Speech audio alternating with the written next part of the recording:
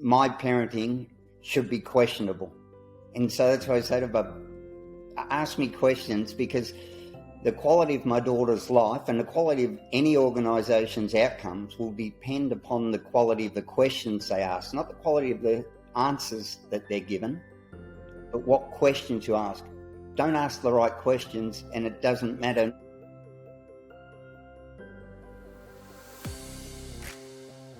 You're listening to another episode of Success with Purpose, where we hold conversations with the most holistically successful people we have the opportunity to connect with. We explore their journeys, their life-changing events, their perspectives, their mindset, and most importantly, their purpose. I'm Harry Goldberg, host, interviewer, and interrogator of this podcast.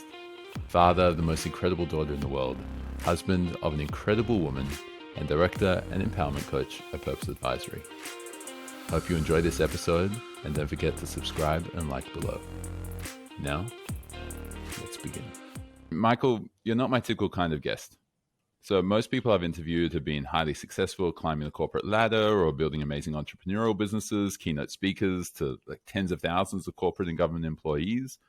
But this podcast isn't just about financial success.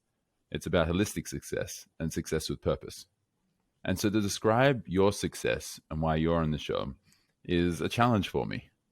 And that's why I'm so excited to have this conversation, because the position you've climbed to, the title that you've earned, and the role which I know has inspired so many, including myself, would best be described as Charlie's dad. And so I thought the best way that I could give a brief overview of your journey for our listeners, before we dive into it a whole lot deeper throughout this conversation, is an excerpt from your book of Who Knew. And so here's the quote. From being a burly bouncer and doorman by night, providing security for almost every local and international rock star that traveled to Australia, a bodybuilder, personal trainer by day, living up in Melbourne's 80s and 90s, I guess by night. Being from this clique, one realizes that lifestyle is one of fanciful excess, granting complete disregard for the future. You think you're invincible, unstoppable, bulletproof. So before we dive into this journey, which I'm really excited to explore, Michael, how do you define success? Oh, Harry, with me, I don't even like trying to define success. What I prefer to go through is satisfaction. Okay. Because success is an endpoint. At what point are you successful? At what point do you stop striving and sit back? And so I prefer to say, am I satisfied? If my life stays as it is, I'd be more than satisfied. But do I want to stay where I am? It doesn't really matter. But I like to be able to go, if the opportunity arises, if something piques my interest, I do it. I went to university at 57 to start studying developmental psychology. I was 30 years older than the oldest person in there, just because it interests me. I wanted to know the fundamentals of why my daughter was developing in the way she did. And so that to me is success, having options, being able to take the opportunity when it arises and be able to meander down paths not often travelled and find the interesting things that you never would have imagined and go, great, I'm going to give that a go. So this is interesting because in your definition, you said, I don't really like this whole idea of success. It's just about satisfied. If I didn't do anything else and I stayed where I was for the rest of my life, I'd be satisfied and I'd be happy. So therefore successful. But then you said, I can't just stay where I am. I got to have in order to be successful, you got to have the opportunity to do more things, meander through and do anything that piques my interest. So which is it? We're all a work in progress, yes. I think, Harry, and I'm eternally curious, and that to me is one of the highlights of being a dad to a youngster, is that enthusiasm and curiosity where everything's new and amazing and wonderful, and just to be able to go, great, like, wow, look at that, how fantastic is it? And seeing it in my daughter's face, and you realise how complacent and jaded and unreflective we've become, where we don't actually look at things and go, wow, you know what, I've become used to it, I've become habituated to the amazingness of the world, and sometimes just being able to sit back and explain things or figure things out with her or have, my daughter's just turned 10, and a lot of the time she'll go, "But why, Dad?" Oh, it just is. Yeah, but why is it just like that? And then when you actually look at it and go, you know what? You're actually right, Charlie. There's no reason why it should just be. So, go at it your own way. Yeah, I love that, because I've heard so many parents now, literally heard them start saying to kids when they're asking why, start saying, well, because some things are and some things aren't, and you can't have what is, isn't, and what isn't is, and that's just the way that life is. You're going to have to deal with it. And that's part of what I was drawn towards you. I think it was some post on LinkedIn probably a year ago, whatever it was. And just seeing you talk the complete opposite with regards to trying to use that curiosity and that playfulness within yourself to be able to take the opportunity to keep learning, and using your daughter as the excuse to keep doing it and the reason, right? Yeah, exactly, Harry. And, I will say to my daughter, sometimes, things just are, but your attitude towards it can change. So, we have a rule in our house: first things first. And that's what I'd say to Charlie all the time. But the reason they're called first things first is because they have to happen first, or they should happen first. After that, figure it out. But my whole thing is my parenting should be questionable.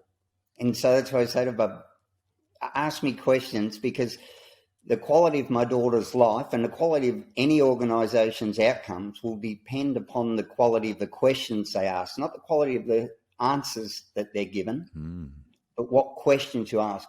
Don't ask the right questions and it doesn't matter. And that's why I think diversity is such a great thing for organisations, because people from diverse, not just gender and race, but situation and circumstance, will often ask questions that were beyond our realm of experience to even consider. So, there are people that come from humble backgrounds that will see such wastage and excess in some of the spending.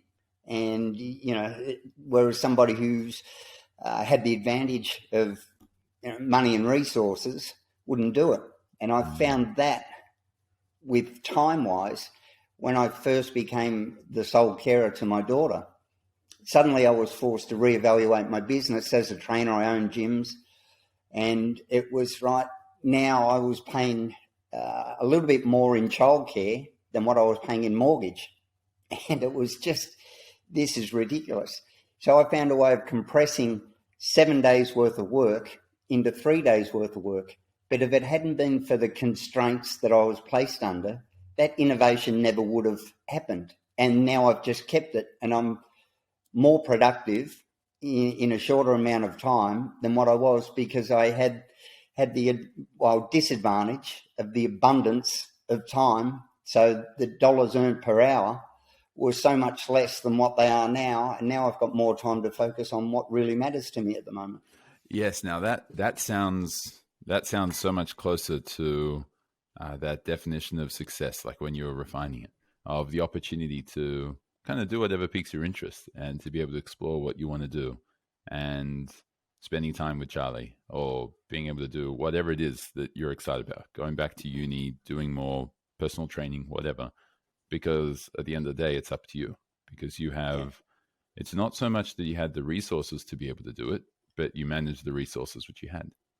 Yeah. And that's what I say, Harry, there's always an opportunity wrapped up in a problem. And one of my favorite quotes is, innovation thrives within constraints. So when you can't do something, but that something needs to happen, you find a way of doing it. So sometimes a constraint is a really good thing. You become more productive, more innovative, more frugal. So it's like, great, well, that organisation, that team, they have all of this, and look at their outcomes. Well, we don't have that, but gee, we want those outcomes. How can we achieve it? You can't just go, we don't have that, so we can't achieve it. There's always a way. Yeah. Okay. So let's explore this journey. So let's hear everything which went up to, I guess, everything before Charlie. Well, not everything, but that first 49 years of your life. Who was Michael in that first half? Grew up in the country. Was definitely result of free-range parenting. We're out catching snakes and riding motorbikes and all of the things that would give modern parents a heart attack. Typical heteronormative family. Dad worked and worked hard. Mum ran the household. Mum didn't even have a license until Dad had a stroke. So, really typical breadwinner, caregiver family.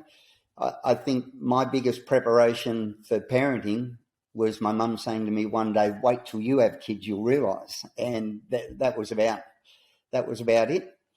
Had what would be called a colourful life. I was never, and had the advantage of, my dad would support me in whatever I wanted to do, but he would also make sure that I wore the consequences. So, I wanted to leave school early. He said, "Well, you're not leaving school until you have a job," and got me a job. And so then it was right. And if you lose your job, you either go back to school or find another job or you're out. And that was at 14 years old. Managed to get along. Suddenly, my colourful youth lent me into becoming a bit of a security guy. And then from that ended up doing personal security for all the rock bands and travelling the world. With my training, I ended up doing, again, wanted to understand their reasons for the training. So went off and did exercise science, became an elite level strength and conditioning coach, managed to work internationally and for some professional tennis players, AFL strength and conditioning, owned a couple of gyms. Everything that I started, Harry, I knew I didn't want to work for a boss. I liked doing my own thing, but I also liked having the freedom of going, you know what, I want to do this, I'm going to do it. And then suddenly at 49, bang, it was a father. And it seemed like the first 49 years of my life were, not wasted, but just in preparation to this. It just suddenly I'd found something of true value and worth and fulfillment in being that parent. Up until then, it was just a life of excess and party. What changed? What changed in your psyche when you saw Charlie and realized, wow, I'm a dad and I'm responsible? What happened?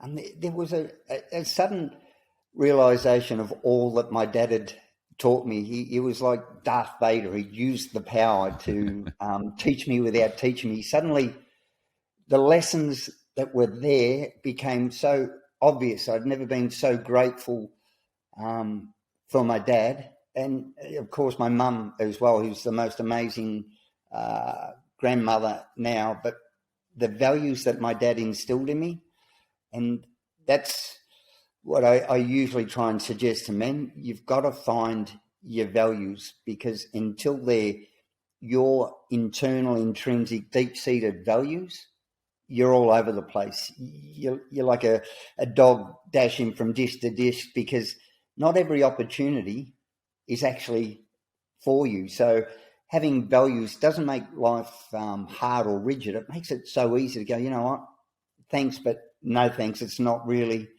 for me. And, when I get a lot of opportunities with the strength and conditioning to go back but it would mean traveling with the teams, and there's good money in it. And it's just, you know what, it's going to take me away from my daughter.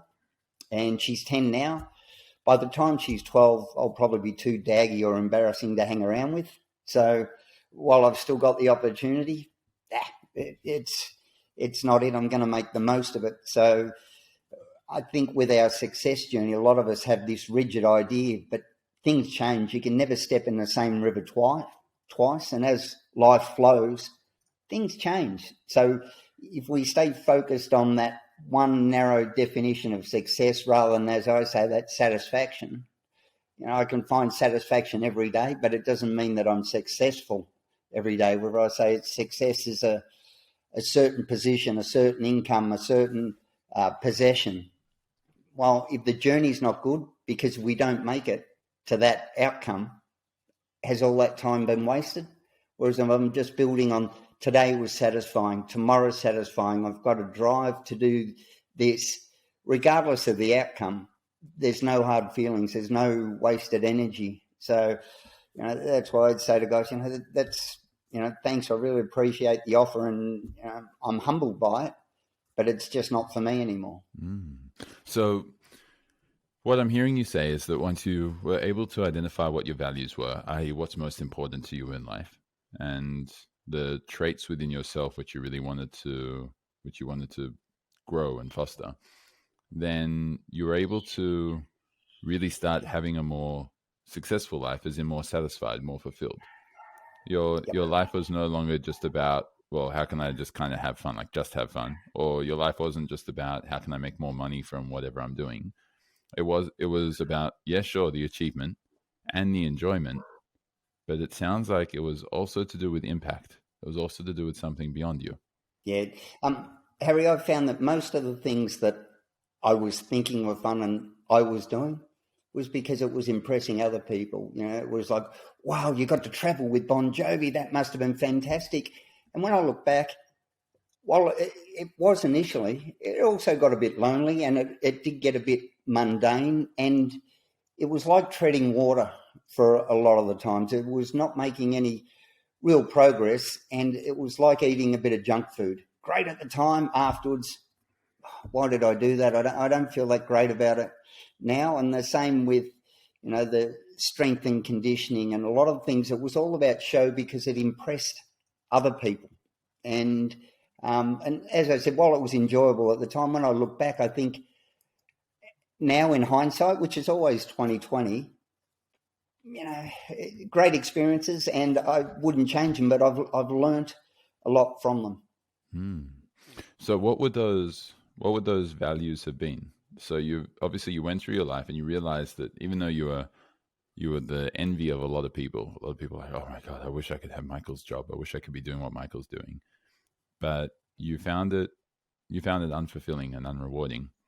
What values did you realize when Charlie was born? Harry, I found that I wanted to be a great example for my daughter. I wanted her to not be influenced by others as I was. I wanted to, you know, find fulfillment in her own satisfaction, to ask her own questions, and for her to be exactly who she wanted to be. One of the biggest problems we have with our kids, or one of the biggest worries we have developmentally, is peer pressure, being led astray by whether it be social media, popular culture, anything like that, and getting so far down the track that they lose themselves. And as I try and explain to a lot of the guys, we can instill that peer pressure in our children where they seek our approval. And if we're not intentional about it. So one of the things is the human brain has always had the ability to read, always. But it wasn't until we became intentional about teaching that reading that skill was adapted. So what I suggest to guys is when your kids say, you know, how good is this? What do you think? Throw the question back at them. Well, how do you feel about it? Is there anything you would do differently? If you got to do it again, would you change anything? Because our children's own opinion should be the one that matters the most. And that's what I want to instill in Charlie. So, you know, and that's why I say to Charlie, I'm going to love anything you do, but it's how you feel about it. What do you think? If you did it again, do you think it'd be better or worse? And so I just wanted to seek her own approval rather than other people's. And I wish that's what I'd learned, because there was a lot of time wasted putting on a show for other people. And as I say to a lot of the guys when we do our talks, there's a whole bunch of blokes standing in a room wanting to belong to a whole bunch of blokes that are standing in a room wanting to belong to the same bunch of blokes, and no one actually knows who they are. Yes. And some of the amazing outpouring of emotion that happens where, you know, I've had rooms of 100 men all crying because I've started crying. And when they find that safe space, that non-judgmental safety and psychological safety to be able to go, me too, it's amazing what comes out, Harry. Yes. It's fascinating what you're sharing, because I struggle to believe that you've instilled this in Charlie just by telling her and being intentional about telling her all the time. It sounds like you've really put in the effort to show her as well. Yeah, Harry, I had an aha moment one day when Charlie said to me, Dad, I wish I wasn't scared of anything and could do everything like you. Mm-hmm. And it made me realise that, I thought my dad was superhuman as well when we grew up. I lost a brother in a car accident. I saw Dad shepherd the whole family through that. And it's not until now that I realise how broken he was, but held it together. And I wish he didn't. And that's why now I say to my bub, I'm going to have a cry. It's going to be a happy cry. And she's, oh, Dad, not again. So, she gets an award at school and I'm the one whistling and yelling out, Bub, I'm crying again. And I wanted to know that it's normal and it's natural. And it's very easy for us dads to, assume the persona of the Iron Man, the super heroic, the stoic, staunch superhero. And that actually can make our children doubt themselves when they have these feelings and go, oh, Dad never did it. Well, so I make a point of, expressing it all the time. And that's why I say to Charlie, oh, I'm scared. I'm scared of a lot of things. I'm, scared of you getting sick. I'm scared of me not being able to earn enough money to pay for things. I'm scared of all of these things come into it. But we go on anyway. We don't live in fear. We live in purpose. So these are the reasons why I act, is to avoid some of these things, and other things I just do regardless. How many times have you found that it's that for a lot of men, it's as a result of their relationship? There's an expectation on them from their spouse or from their wife that they're supposed to be that strong, invincible. And so it's no longer just society telling them, it's also their spouse expecting it of them as their role of a father of their child. How often do you find that?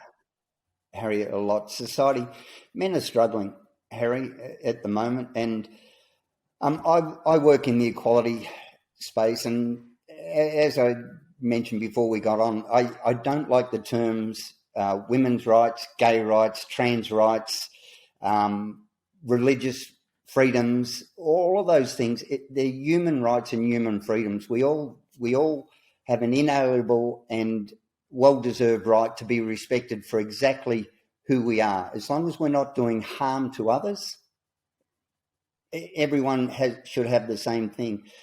Men seem to have been overlooked in this march towards a new contemporary society because it's always been assumed that men have been all right. We have 7 men per day dying from suicide in Australia. Wow. It's the largest cause of death for 18 to 44-year-old men. Now, if we had 7 whales a day washing up on Bondi Beach, the worldwide outcry would be huge.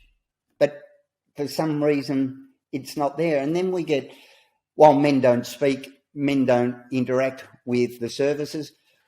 Well, to me, that's victim blaming. That's no different than, what was she wearing when she got attacked, or what was she wearing, how drunk was she? None of that matters. And if men aren't engaging with the services that are meant to help them, the services need to be redesigned. Because to me, that's the equivalent of the comedian going, well, that crowd's terrible. They didn't laugh at my jokes and I'm funny. Well, no, the services need to be fixed. So we've got men who still get teased. There's still, man flu. Really? 7 men a day taking their own lives, and you want to minimise their illness or try and dissuade them from going, I'm a bit sick, by teasing them about it. It's just man flu. It's just not acceptable. And, men are struggling, and just because they don't speak up doesn't mean that it's not happening. It means that they've been conditioned into that fear-based thing where I won't do it until they take the saddest path of all. So, we often hear about the mental load that women suffer and the discrimination that women suffer, and they do, 100%. But there's a concurrent version of the male. It's the same coin, the opposite side of the outdated gender expectation. Even the thing where they say men need to speak up. Well, so do women. And the reason men don't speak up is often exactly the same as women. So there's a power imbalance. Somebody says something inappropriate to a woman, at a pub. The man speaks up, the man gets bashed. Happens all the time. Men are more likely to be the victim of violent assault than women. Happens at work. Somebody says something inappropriate, a boss or the power imbalance. Women say they don't want to speak up because they're in fear of losing their job. It's no different to their co-worker who's a male. Imagine that. Well, go home, honey, I lost my job today, but I did the right thing. When the boss said something inappropriate to Sally, I told him that was not on and he sacked me. It's the exact same thing. This is where the true equality comes in.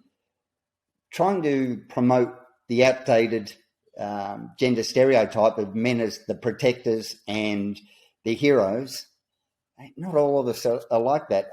As I say, I came from the thing as a bodyguard. I don't have a problem doing it, but many men do, and that doesn't make them less of a man. But until we realise, hey, we're all the same puppy with a different tail. Man, woman, transgender, all the rest of it. We're all insecure, wanting to fit in, trying to do our best, and worried about being judged. Once you throw that judgment out, once you go, you know what, I am who I am, and so I say I'm often the target of outdated gender stereotypes and expectations, but that's about them. What I will never be is the victim of it, because that's on me. So do your best, throw your judgment, throw your stigmas. That says everything about you and nothing about me. Yes. Well, there's so much to ask within that as well. But maybe the best way to explore it is to continue your journey. So I think it was when Charlie was 2 years old, you became a single parent. And then... single parent at 9 months old. My daughter's mother and I separated. Okay. And then at 2 years old, her mother stepped out of Charlie's life and has had no contact since then. Okay. And what happened after that? Like what happened? Obviously, there was throughout that period, there must have been a lot of conflict, a lot of uneasiness, a lot of insecurity for yourself and uncertainty. But what happened throughout that basically got you as ready as you possibly could be for when it came to 2 years old and you were, it was just you and Charlie? Harry, it's funny, as I said, we grow up in that mother-centric world where it's mother knows best, maternal instinct, only a mother's love, and all those things. So we men grow up thinking that the best thing we can do is ask mum what we should do. And that makes us a good dad, to be as supportive as what we can and just do as we're told. But that actually heaps more pressure on mum, who may be struggling with all of the normal frustrations and challenges of raising an infant, everything from colic to sleep deprivation, all the way through to the other end, far end of the spectrum of perinatal depression, which men suffer from too. But because of these unrealistic and fetishized Disney depictions of motherhood, a lot of women won't seek help because they're worried about being judged as somehow flawed, not only as a mother, but as a woman. And so they feel the need to actually take over. And there's a thing called maternal gatekeeping, which actually, where mum feels she has to do everything and dad has to do it her way. And I often say to dads, don't be worried about parenting differently than what mum does, because we both have unique and beneficial things to add. So if it was just a matter of doing it the way that mums did it, there'd be no need for dads. And we know that children with involved, engaged and present fathers have better outcomes on a range of important developmental milestones, everything from psychological, educational, literacy, all of these things that happen. And I hate to attribute things to gender. So what I think would be the causative rather than the correlation, if mum and dad are still involved and equally involved, whether it be together or separately, it means that there's obviously a respectful relationship being modelled there. So that's why I think these benefits happen, because the stimulus, so the way dads interact, the roughhousing, the better language. We use more technical and descriptive language than mothers naturally. That's not because we're male. So if a mum provided that stimulus, then the results would be the same. So if mum's roughhouse, children's risk-taking and self-confidence and all the rest of it, it doesn't have to be a dad and it doesn't have to be a mum. So, and dads can nurture as well as mums and be as affectionate and, holistic as mums as well. So this whole, oh, dads do it this way, mums do it that way. No, we're parents, Harry. We're just, please, why is parenting the last bastion of contemporary society that hasn't had the outdated gender assumptions and stereotypes attacked? I grew up in an age where you were a male nurse and, it was policeman and policewoman and all of those things. Now it's a police person and now it's a nurse. And so we've got rid of all of those ridiculous things. It was an air hostess and a air host and flight attendants now. So get rid of all of those. Women don't just become mothers, people become parents. And until fatherhood is spoken about in the same glowing terms as motherhood, equality just simply isn't going to happen. And it's not just about us, Harry, because I have a lot of women, or have had, and I get trolled as much by women as men. And I have a lot of women say, oh, but you wouldn't understand because a mother's bond with a child is special because we carry them for 9 months. And 100%, it's the most amazing thing. Any man who watches their wife go through pregnancy and birth and isn't in awe and just wonderment of the amazing things that happen and how indebted we are to them has a mindset I don't understand. But then to say, and I agree, I could never understand that. But for some reason, a lot of these mums that say this or have this perspective don't speak with such great clarity and confidence on the lesser extent and value of a father's love. Yes. And that's why I say 100% could not understand it. It's amazing. But you can't understand my experience and the depth of my love. But you're not only having a dip at fathers, you're having a dip at grandparents, step-parents, adoptive, foster, same-sex parents who have achieved through surrogacy. So if we have 2 mums and one of them carries the child and the other one doesn't, does one mum have more love or a better, do we place more value on the love and the connection of her child? Of course we don't. Just stop and think about what you're saying. Everyone's love for their child, it's a parent's love, not a mother's love. And these are the things that lead to mums being shamed and guilted. Oh, but what about your kid? Well, dad's at home looking after it. Oh, well, but you don't feel like you no, I've got a great career. Oh, but, no, just please. What I'm reminded of when I'm hearing what you're saying is something which irks me every time I hear it, is when a dad's looking after the kids and goes, no, I'm babysitting. Or the mum says, no, he's at home babysitting. I'm like, it's not babysitting if it's your own kid. Come on, get with the times. And it's parenting. Parenting, right? So in that case, if it's parenthood and there's the role of the parents, what do you see as the difference between motherhood and fatherhood? Is there a difference?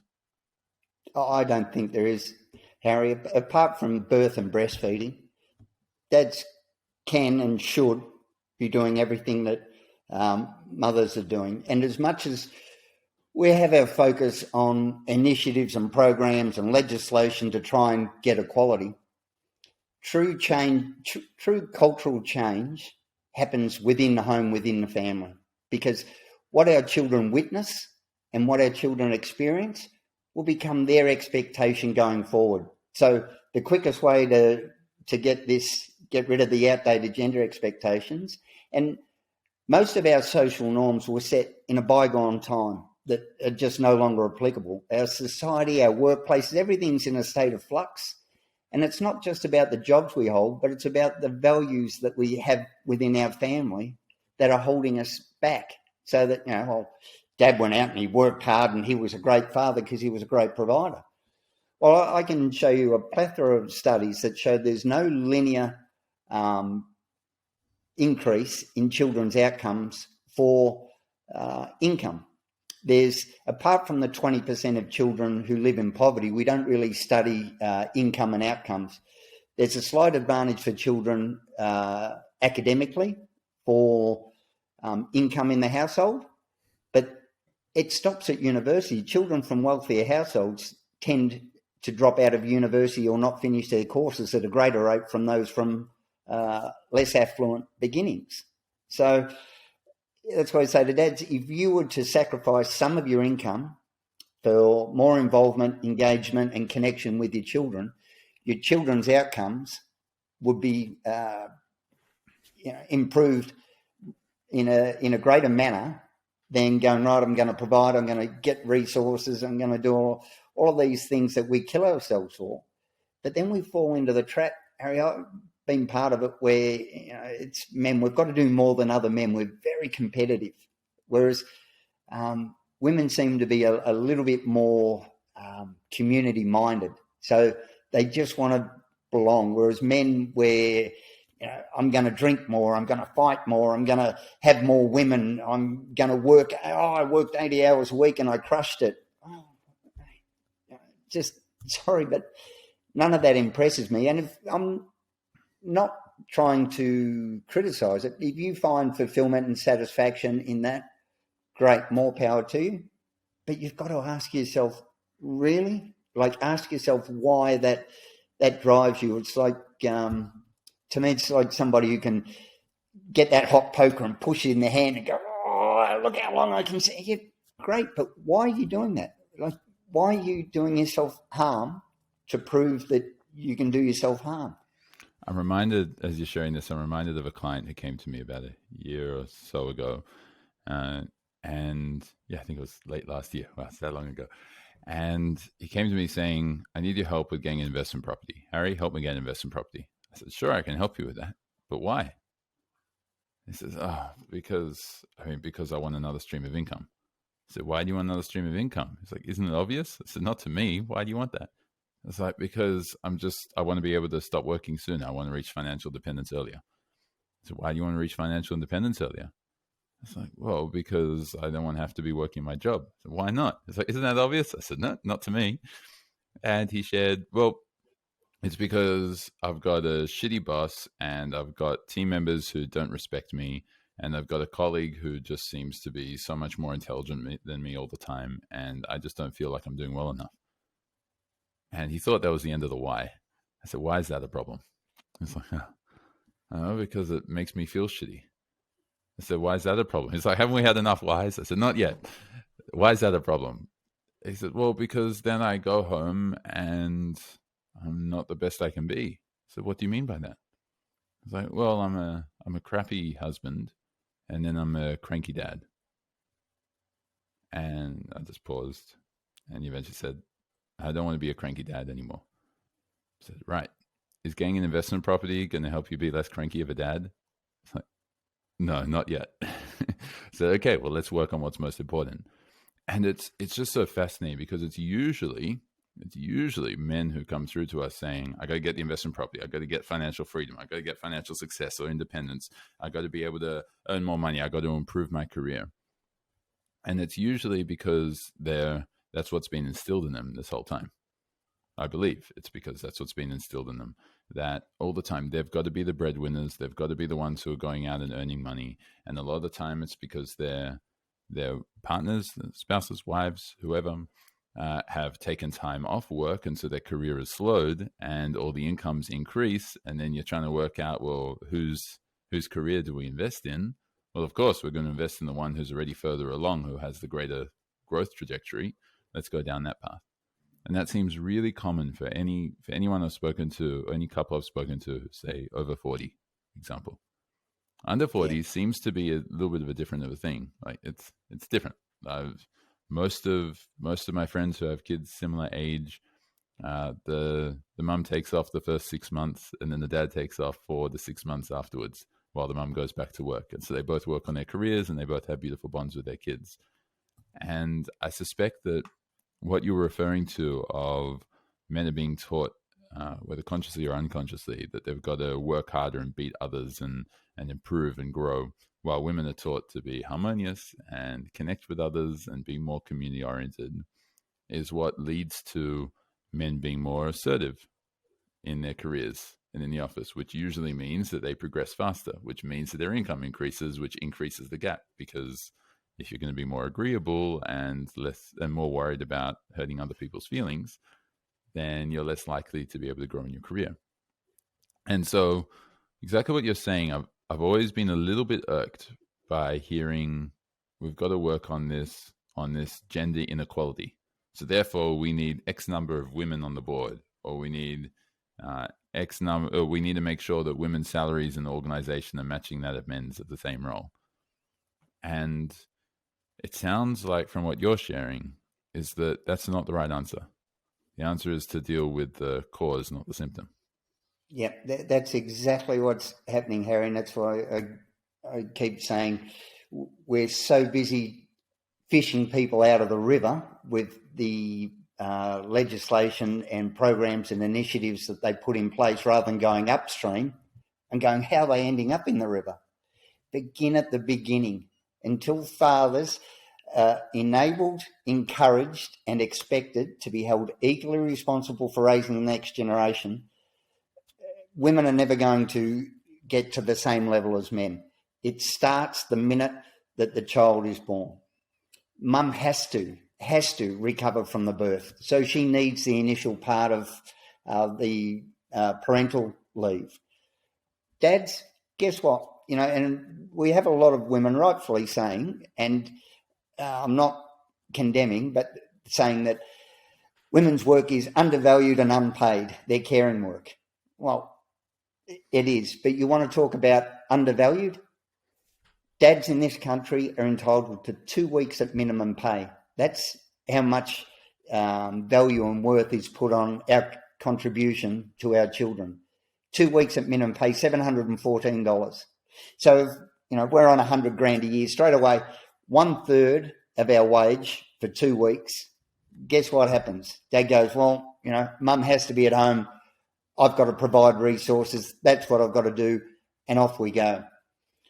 We know about the motherhood penalty. It's spoken about often, and it is. It can take up to 12 years for a woman to get back for the money she takes off and career that she takes off to care for that children. What's less emphasised is what I call the fatherhood forfeit. That irreplaceable time, connection and moments with our children. We miss the first steps. We miss the growth. We miss the school plays and the sports days and all of those things. And it's not just us. Our kids want us there. The number of times that I would be at a play centre with my daughter during the day and kids would be coming up, come play with us. They just want a male involvement. I remember as a kid, the minute that Dad would come out, we'd be having a cricket match and it was like, yay, dads are here, Christmas parties. Once the dads got involved, it was yay. And, that fatherhood forfeit, until it carries as much weight, until we can emphasise mums that do want to come in, because let's not forget that 1 in 3 mums are a stay-at-home mum. And we've got to be careful we don't throw out the baby with the bathwater here and diminish mums who find great fulfillment in it. And the same with dads. It's apparent. I don't understand the mindset that says, and I really try to understand people, I don't understand the mindset that says the most virile, masculine, manly thing you can do is to sire children. But somehow if you want to stay home and nurture and care for them and forgo all of the other stuff that happened before you had the children, somehow that's a feminine trait. It's like, really? Like, I couldn't have been a more blokey bloke drinking and fighting and all of those stupid things that I did out of trying to impress others. And now, hey, if I can stay at home and bake cakes and learn new hairstyles with Charlie and do dress up, whatever, that's the stuff that fills me with joy. And, I don't think I've become any less of a man for doing it. And the same with women. They're not less of a mother. They're a great example for their daughters if they've got a good corporate career and they've found fulfillment and they're not trapped in other people's expectations. So we just got to stop with this women have it worse, men have it worse. Affordable childcare is not a women's issue. And if we keep framing it as such, it will remain as such. Mm-hmm. So, as I said, I was paying more in childcare than my mortgage. And yet somehow it's, while women need to come back into the workforce. We don't prioritise men's careers over women's. We prioritise income. And once we do that, guess what dad becomes? Hey, you're a wallet for the family. This isn't about satisfaction. This is about you can earn more than mum can, so it makes sense. It's not a gender thing. The pay gap contributes to it, but it's not, well, men work, women don't. We've chosen we need as much income coming into the house. Childcare is a problem because it minimises that second income. But if it's mum that earns more and mum that wants to work, no one's going to go, dad's going to have to go off to work and mum's going to stay at home. It's all about maximising income, same as any financial decision. And that 2 weeks at minimum pay, when basically you're the assistant. And what we've got in Australia is the ridiculous thing where mum and dad can take annual leave together, but we can't take our parental leave together. Yeah. And as I said, my daughter would change that quickly, that my mum, who raised 3 kids, 2 of them turned out okay, one was a bit dodgy. My daughter would go around and mum wouldn't be able to settle it. And it'd be like, mum, she doesn't like that anymore, do this. It's just time in role that does it. It's experience that does it. So it's not so much mother knows best as, practice makes progress. And so we come home, bub won't settle. We ask mum, how does it go? I should give it here, do it straight away. Our role has been set with a willing and enthusiastic assistant, and the die is set going forward. And just with a pay gap, it just starts to diverge further and further, where it's, kids get used to going to mum. It's okay. We feel a bit marginalised. And Harry, that happened to me.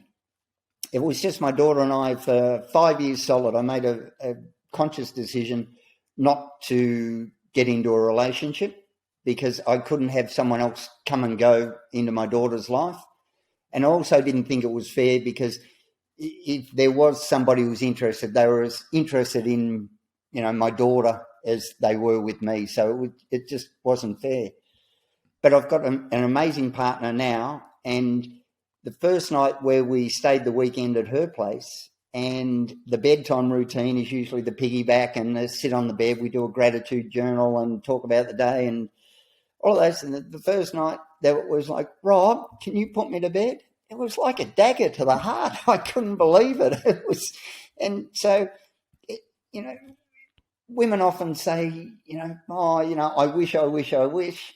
But then it's really hard not to feel marginalised when bub calls for dad instead of mum, and vice versa. And that's what I'm saying. It's the same with me. It's a parent thing. It's not unique to mums or dads. Yes. Like with all those friends I was referring to, or the people I know who have, where the dad's taken time, often they're taking time just after like kind of the 6 month mark or the 9 month mark. And that's where babies are really forming a lot of attachment. Because they can start to think things through and recognize faces and connect with people more than just kind of their smell and get food and sleep. And after that period of time, the kid will start, when the baby starts getting a little bit upset, like say a 1-year-old, and then doesn't want mummy, wants daddy, goes to daddy instead. And mums have a lot of, what I've seen is mums have a lot of judgment about that. It's like, oh, okay, fine, daddy's little girl. She's just daddy's little girl. That's all. And that just seems so counterintuitive because it's just so judgmental. It's like you're flipping it over. Instead of saying, look, it's uneven, and instead of saying, let's make it equal, it's saying, well, it's got to be uneven, so let's just make it uneven the other way. And it just seems to go too far. Yeah, it's really, we need to get through it. And again, it comes back to our own insecurities, Harry. Did you ever watch Space Odyssey 2001? No, I haven't. There's a bit in there where there's a computer called HAL, and it takes over the spaceship. And in the end, it's artificial intelligence, and we all have an inherent distrust of artificial intelligence. Everything from self-drive cars, do we trust it, to algorithms, and anything that does it, we don't want to do it. And there's this one part at the end of the show where the computer prioritizer says, we're not going to let the astronauts back in because it could mean that we die as a ship, so it locks them out, and they're trying to override the computer. Well, to me, the voices in our head, and we all have them, that speak to us, are like that artificial intelligence.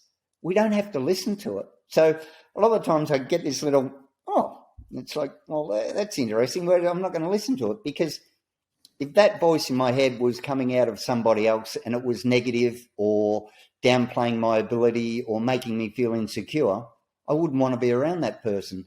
So we all have these thoughts, but do we have to pay attention to them? Well, they're often like cars going down a freeway. You get in the car and you realise the steering wheel's on the other side. Would you stay in that car if it was driving along, or would you go, let me out, I don't like the direction this thought is taking me. I'm going to get off. Here's a thought going in the direction I want to go. That's the one that I'm going to listen to. And that's what happens with parenting. Every time I catch myself going, do I look silly? Well, I probably do to others, but, what would it hurt? So when did you learn that? Right from the start, Harry. What happened originally, Charlie, I took her to ballet. So I was doing the stereotypical girl things. So girls like this, I think girls like, so we off to ballet we went, and singing class and dance class, and just wanted to make some friends and connections, because it can be isolating as a dad when everyone's off at work and all of the mum groups. Just so awkward, to be. And then I love a compliment as much as the next guy, probably more. But getting all these compliments about, it's great to see a dad so involved, and, she's so lucky to have you, and all of these things. And then it started to dawn on me, who did her hair? Well, I did. Oh, aren't you wonderful? I'm thinking to myself, I haven't cured cancer here. It's just a braid. And I didn't know how to do it, but I saw the other kids with it, and I thought, I don't want my daughter to look like she's with an inept dad. So I want to look presentable and like I can cope, because I'm worried about other people's opinion of me. So YouTube, here we go, can do a braid. And I liked it to start with, and then I realised it's actually patronising. They come from a well-meaning place, but it's condescending. It's no different to me saying to a woman, wow, you can drive a manual, that's amazing. Well, no, that's I might think it's a compliment, but it's condescending to other women. Yes. So all of these things started to happen. Then at Charlie's ballet concert, 3-year-old ballet concert was fine. 4-year-old ballet concert, we get all the information. Mothers are expected to be available, be present for the full 3-hour dress rehearsal. Mothers need to ensure that the ballet bun is done correctly. Mothers need to ensure that the lipstick is the right shade. There's a special Mummy and Me tickets off, and right at the bottom it's got, and of course there are no males allowed in the backstage area. I'm used to replacing mum for dad in everything from Dr. Seuss books all the way through, trying to ruin the rhyme with mum to dad, and yes, all of those things, because I wanted to try and normalise our situation. Then we had the meeting, and it was like, yeah, sorry, Michael, there's no males allowed in the backstage. And it's like, well, I have to be. I'm her parent, and I'm her only parent. Then the response was, well, does she have an auntie or a nan? I said, well, she's got both of those, but they both work, and they want to be out the front watching the thing, so it's me. And then it was, well, if you bring her to the backstage area, we're more than capable of looking after her. And I said, well, that would be fine if you were going to look after everyone else. But my daughter can't look around the whole backstage area and go, with a parent, with a parent, with a parent, with a parent, and here I am on my own. And that's what they said, well, Michael, it's not about you, it's about the other children. I said, well, no, not about me, and it's not about the other children. It's about my daughter being made to feel different through no fault of her own. And I said, this is going to be a problem. We need to fix this. Because at that stage, we were just going through the marriage equality debate. I said, what are you going to do when it's two mums or two dads or whatever configuration contemporary families come in? You need to adjust to this. And luckily, all of the other mums came to my aid and said, well, we don't have a problem. They said, well, it's child protection. And I said, well, I've got my working with children check. I've been a swim teacher for the majority of my life as well. So I'm trusted with other people's children, and you're telling me I'm not trusted with my own. Luckily, one of the mums was a friend of Susie O'Brien from the Herald Sun, and she gave her a call. It ended up national, international, we're on BBC, all the rest of it. We had the ban overturned. And that's when it started to really dawn on me, Harry, that as much as we rightfully try and encourage equality for women into the workplace, until men, as I say, enabled, encouraged and expected to be held equally responsible, women's equality can't happen. Yeah. So any friction or hurdle that dad experiences in being a caregiver ends up with mum carrying the load or the expectation on the caregiving. So I would actually like to see ring-fenced a certain part of the parental leave where dad must take half and mum must take half, and employers need to subsidise their wage up until after the government allowance. That would boost equality along quicker than anything else. In, I think it was Norway, that same as us, around somewhere between 2 and 5% of fathers taking up the shared parental leave. The minute they made it use it or lose it, it's now up over 70% of men take advantage of that. Wow. Why isn't that happening here? There's some powerful questions that you're asking, and that's an incredible story about your daughter with the ballet class as well. I mean, that's what, it's almost as if until that point, you were just kind of doing your thing with Charlie, and it was the first 3 years, and it was just, especially the last year of it, it was just you and her, and you were kind of just making it work. It would work based off the interactions that you were having with other people, and most of the mums were quite impressed that you were a dad being there for your daughter, and that you were a single dad and doing it, and they probably gave you some, in some way, insulting compliments, but you kind of just made it work. And it was only when you suddenly ended up against the institution that things, or at least the direction of your intentions of your voice, started to change. Yeah. Kelly, here in Victoria, Harry, here in Victoria, the first point of contact and the ongoing support hub for new parents is still called the Maternal and Child Health Centre. Yes. Where does that go? With up to between 1 in 7 and 1 in 10 men suffering perinatal depression. If dad's not functioning well, mum wears the load. 2 dads, they're still going to the Maternal and Child Health Centre. Just rename it and repurpose it as the Parental and Child Health Centre. I recently had it raised in the Victorian Parliament by Rod Barton about changing it. But language matters, but it's also about repurposing it. So there needs to be, we've got dad groups and mum groups. We need parent groups, and they need to be welcoming and, fit for purpose. So you go in there and say, any support for men. They give you a brochure for the men's helpline, which is, basically a suicide thing. And men have specific needs, but they should be incorporated in. So it's such a huge missed opportunity not to be screening dad with it as well in that thing. So it's in, dads need to know what's expected. They need to know what's coming up. They need to know that everything's okay, because we have a lot of worries. And we're just like, when does Bub start having water? When does she start having solids? When does all of that? So we keep asking mum all of this stuff because she's up on it, because she's been brought up with the expectation she'll be a mum. And so again, that pressure and everything just keeps falling back on women.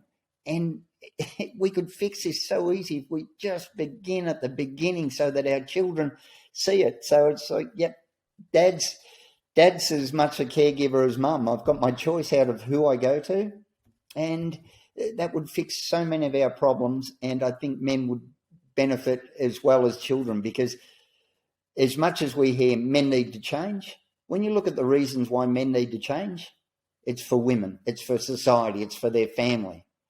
Well, I hate to tell you this, and it's sad, but in the race of life, self-interest is always the one that you want to put your money on. Men will change when you start telling men what's in it for them. How will men benefit? You'll be more connected with your children. You'll be more fulfilled. You'll be a better thinker. Your emotions will be. You'll actually even live longer.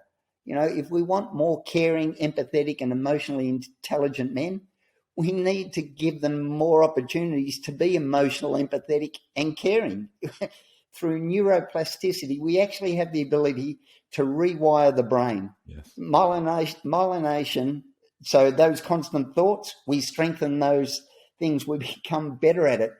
It changes who we are and how the world impacts it, but also how we interact with the world. We become less competitive, less likely to be violent, all of these things.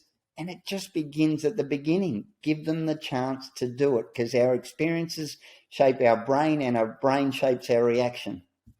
I love everything that you're sharing. And I supported a client 2 years ago. It was primarily around finance, not so much about the life stuff, but more around finance. And part of what we did with them was help them envisage a future which they really wanted, something which they were really pulled towards, their life vision.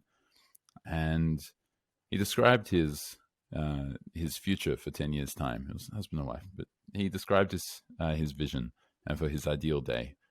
And unsurprisingly, there was a lot about connection with his kids and the importance of the role of his work as well. But he reflected on it. It's like, man, I'm not living that right now. And so the question is, what can you do right now in order to change it? So when you've got a vision for the future and what do you really want your life to be, you don't have to then wait for that future to come to pass. You can make it happen. And he shared with me the very next day, he said that night, his two girls were refusing to go to sleep. Like they were just refusing to go to sleep. And the normal way that he would have approached it would have been stepping up as the dad, taking the hard line, get back to your bed now, it's time to sleep. And it would have been a shouting contest, and it would have been a big fight, and everyone would have felt really crap and drained afterwards. Instead, what he did was, okay, what do you guys want to do? What do you guys want to do? What should we do as a family? And they wanted to dance to Moana. So, okay, so let's dance to Moana for 5 minutes, and then everyone goes to bed. Okay. And then they were all dancing and had a beautiful time, I think for like 10 minutes or something, in the living room, like 9 p.m., an hour past bedtime. And they're all having a great time and really enjoying themselves. And then the girls went to bed and they went to sleep all on their own. And the two of them had, husband and wife, had beautiful connection that night as well. And it's just from changing one's perspective, like changing one's perception of what is my role here and what's the future that I want and how can I create it right now. So you've had so much more experience of having these types of conversations with dads. What are some of the awesome kind of quick wins or the hacks which can really make it so much easier to avoid a lot of those pitfalls? Harry, I always say to them, like, decide right now what sort of dad you want to be. Okay. How do you want to be remembered? What would you like? And it makes me tear up. I can see. If you were sitting in the corner as a ghost, watching your kids talk about you to your grandkids, yes, what stories do you want them to tell? And just be that dad. It's not that hard. Work, so many things impact us, Harry, and they're just ridiculous. I've come home and raised my voice at Charlie, and it's not about Charlie. It's about other stuff. And what happens is I'm not present.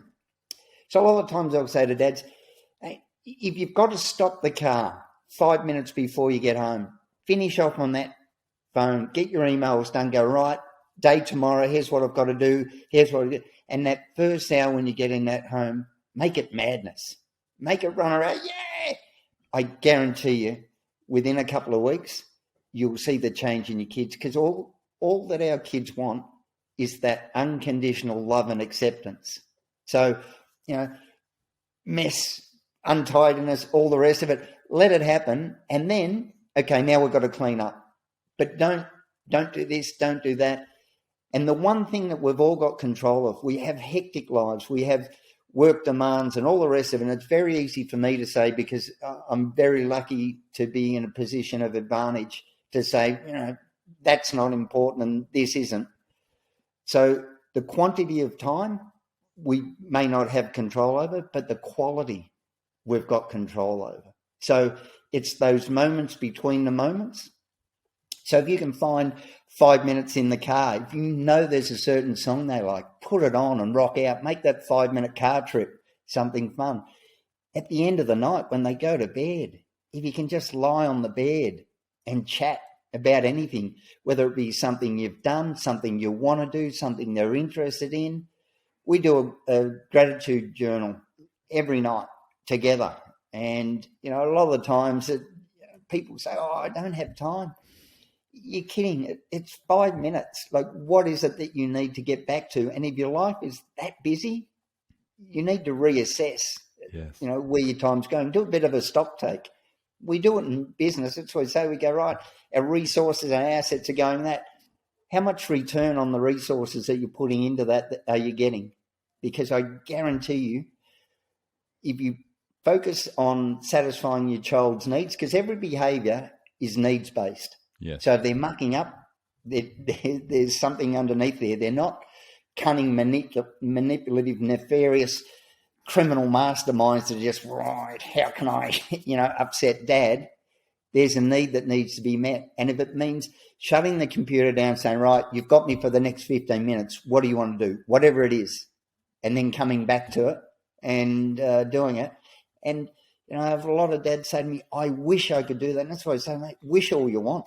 It's not going to get you anywhere. I've yet to see an organisation say, this year we're going to increase our wishing by 15%. We think the outcomes will show great benefits.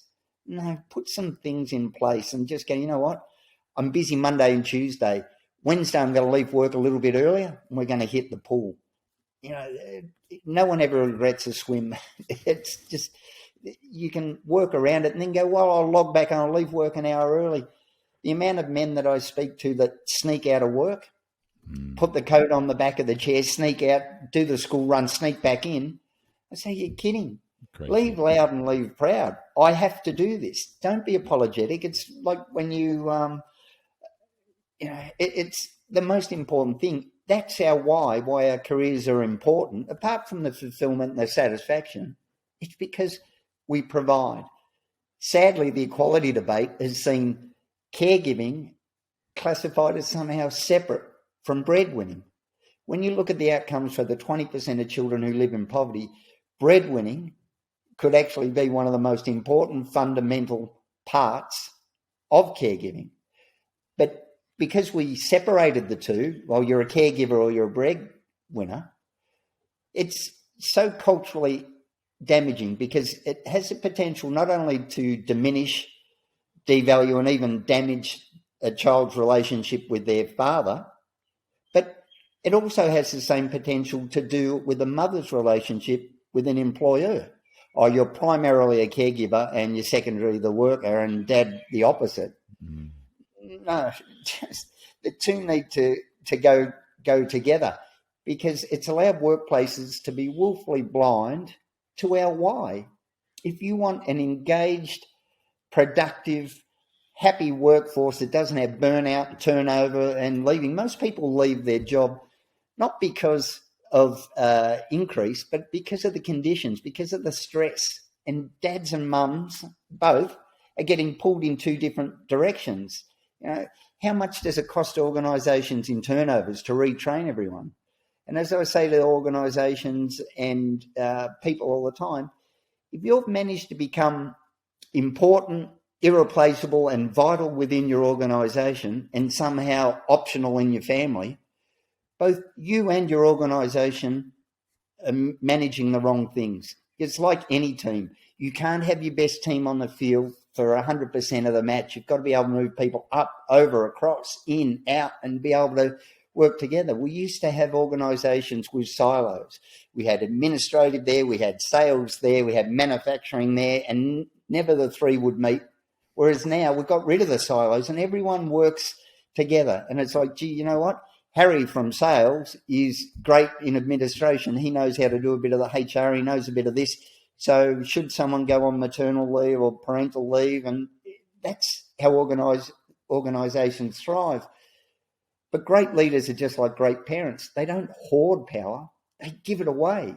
The more we can enable others, the less micromanaging, the less, dictatorial, authoritarian type rule that they have, that's where people grow, and that's where our children grow as well. The parallels between great parenting and great leadership across the board, you've got to give them the room to grow in every organisation and in every family. I love what you're sharing there about this notion of being replaceable, because so many people focus at work especially, but I suspect that it flows into every part of their life. They focus on this notion of being irreplaceable. If I'm irreplaceable, then I can't be taken away. I'm going to have this forever. I have my certainty, I have my security, and I'm going to be irreplaceable. I mean something. I'm important, and that means I'm going to get whatever it was that they were hoping to get from the role. That's what I'm getting. And it actually keeps them stuck. Even if we just look at the career perspective, someone just being replaceable, someone being irreplaceable, if someone's irreplaceable, why would you give them a promotion? Why would you want to support, if you're the manager, why would you choose them to move up? Because, they're irreplaceable. No one can replace them, and you need them in that role. I'd imagine that that's very similar to what you're sharing about mums, a lot of mums in our society, seeing themselves as irreplaceable as the primary caregiver, and then making themselves irreplaceable. They're entrenching themselves, and then the dads in society have no choice but to say, well, I guess they're irreplaceable. How can we possibly encourage them to do something else? Because no one else can do it. They're irreplaceable. Is that what you see everywhere in corporate, in people who are entrepreneurs, in businesses, in sports teams, and at home? Yeah, 100%, Harry. And when you're a team player, when it's not about you, when it's about the organisation, when it's about the family and your role within it, and going, you know what, I can adapt, I can change, I'll do whatever's needed of me, and you find fulfilment in that. A lot of us are scared to be a beginner at stuff, and we find that I do this well, so that's all I'm going to do. There's no growth in that, and it's very easy to have that taken away from you.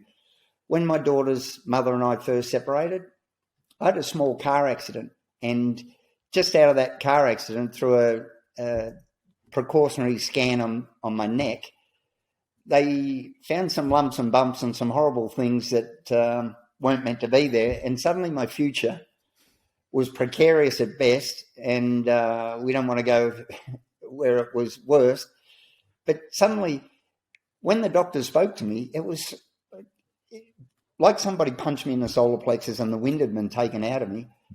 And suddenly the only thing that mattered, my life had become like a house that was on fire. There were flames leaping through the roof and smoke billowing out the windows. And I was standing at the front, and it was like, what are you prepared to dash back in there to try and save out of your whole life? And the only thing that came to me at that point was the impact this was going to have on my daughter. And just thinking, how would she grow up without a dad, without ever getting to know her? Would she have a hole in her heart and her soul? Would she miss out? Would this impact her for the rest of her life, feeling sad or all of that? And that was the only thing that mattered. And that's why I say a lot of us are building that house, and one day it's going to catch fire, and we shouldn't have to wait for that. That's why I said I gained a clarity through that crisis that has stayed with me from then on. And that's why I say to guys, hey, your job, your business, your boss could get rid of you, the business could fall over, financial crisis, we saw people lose everything. But if you lose yourself, there's no coming back from it. So you've got to stay there. You've got to, that's why I say satisfaction rather than success, Harry, because it doesn't matter what I achieve or accumulate in life. If I fail as a dad, I fail. I'm nothing but a failure. And the same is me, as long as I've lived my values, as long as I'm happy with who I am, the rest of the stuff takes care of itself. You're reminding me of Ed Millett's story. Are you familiar with Ed Millett? Kind of like a motivational, inspirational speaker. You probably have a similar personality, definitely similar build, either way. And he shared that he had a health scare of some sort. It might have been a heart attack, might be something. And the doctor was like, "You really need to get your life in order." He's like, "Yeah, whatever. Yeah, okay, cool. Yeah, sure." He's like, "No, seriously, you've really got to take action." Like, yeah, I know. That's cool. And then I must be butchering this story, but then the doctor asked something along the lines of, "Do you want to be walking your daughter down the aisle on her wedding day?" I said, "Well, of course." So, well, if you keep going the way you're going, you're not going to. And then everything changed for him, and is quite inspirational and quite incredible. And it sounds like you had almost that exact same scare. Yeah, Harry, we're all one diagnosis, one accident, one minute of inattention on the road from a completely different tomorrow than what we've ever had. Currently, we're all putting away our superannuation, our between 9 and 12%, for a future that we might not want or may not even get, but we can't put away a certain percentage of our time to ensure that future is going to be happening. So when people tell me, I don't have time to exercise, you don't have time not to exercise, because the time with your children, that connection, those moments between the moments, the minutes here and the minutes there, and those bits of exercise, they pay a compounding interest that accumulate over life. So a little bit away every day, suddenly you've got a reservoir or a reserve of something in, because life changes, things happen. There may be weeks where you don't get to exercise, but you've got to get back to it. It's like savings. Save a bit. Gee, things are tight. I'm going to have to dip into it. But if you haven't saved a bit, you've got nothing to dip into. And then suddenly you're living life by crisis management. And once you're on that slippery slope and everything becomes stressful and things are taken out of your hands, and that's what I say to people. When things are good, pretend they're bad. And when things are bad, pretend they're good. So that whole, I'm doing well, things are great, that's when I'm going to squirrel it away. And when things are bad, be a bit positive and go, you know what, things aren't that bad because I've got some of that reserve, some of that savings, and it changes your mindset in a great way. Yeah. I mean, John and Julie Gottman have identified this scientifically with relationships, right? We're talking about having, I forgot the exact term. I think it's like a positive emotional bank. And they define a good relationship as having 5 positive experiences to 1 negative. So 5 positive, 1 negative. And a great relationship is 20 positive to 1 negative. And the reason for it is because if something bad happens, you've got all this positive, which is in the bank, which you can take out of. And throughout that whole time, you're most likely enjoying the time of the relationship as well. So you're trying to build up savings, but the act of saving is creating more savings. The act of saving is what's enjoyable rather than the need to save. 100%, Harry. And that's why I'd say to dads, don't beat yourself up. We all honestly believe, as organisations and as parents, a mistake can actually be such a great catalyst for a better outcome. So if I muck up with Charlie, she lets me know. And that's why I say, Bub, you're right, I'm sorry. It shows that I'm human. It shows that she's worthy of respect. And it's real. The same with organisations. When they have a failure, a true heartfelt apology and some action on that will actually endear a customer or loyalty more than the most perfect experience, I think. It's people, well, yeah, it's okay, we all muck up. And it's like, no, seriously, we were wrong. We want to make this right. What can we do? And a lot of the times you'll have them even refuse to have any compensation or, just when I used to be the strength and conditioning, I would say to my clients, if you do as I suggest and you don't get the results that I predict, I'll train you for free until you do. And people wouldn't get the results. They say, why do you think this isn't happening? Oh, I haven't done this and I haven't done that. Well, do you want me to train you? I can train you for free until you get it. If you're prepared to, no, it's fine. It's my fault. Whereas if I went in and said, I'm going to do this, you're going to do that, you're going to get the results, and then they didn't get the results, and then I said, well, it's on you. And that's why I say to them, if I haven't inspired you enough or got your mindset in the right thing, because I can't change your life, I can only change your thinking. And if I can't change your thinking, if I can't inspire you, if I can't find the buttons and the motivators that you need, that's on me. That's not on you. So you've got to be honest with me and tell me why this is important.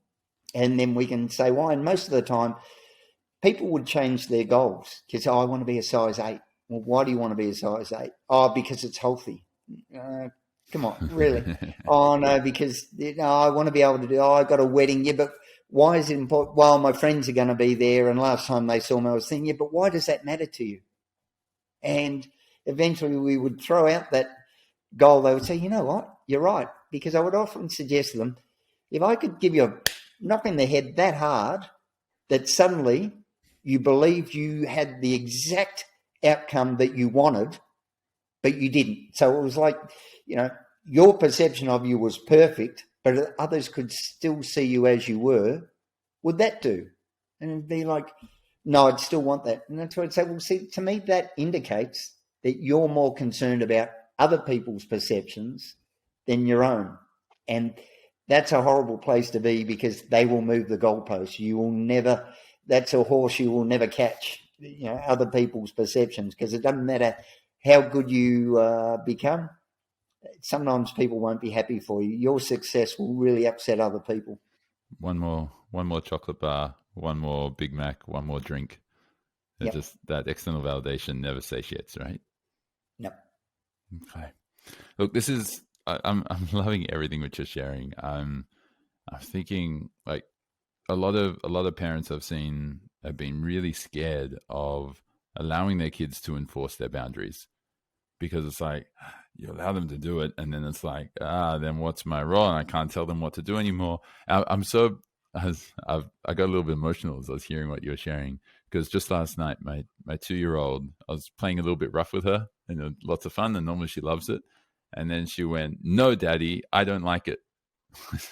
Thank you so much for telling me. Because if she didn't say that, and that would have just continued doing the same thing, and she would have just begrudged it. And then what would that teach her about her relationship with men in the future, or her relationship with anyone? It's like, oh, don't say something if you don't like it. Just kind of keep it within. Yeah, and Harry, like, that's great. That's so good that your daughter's got the security that she can say this, but that's exactly what you want to do. And there's a great behavioral psychologist called Alfie Kohn, and he does unconditional parenting.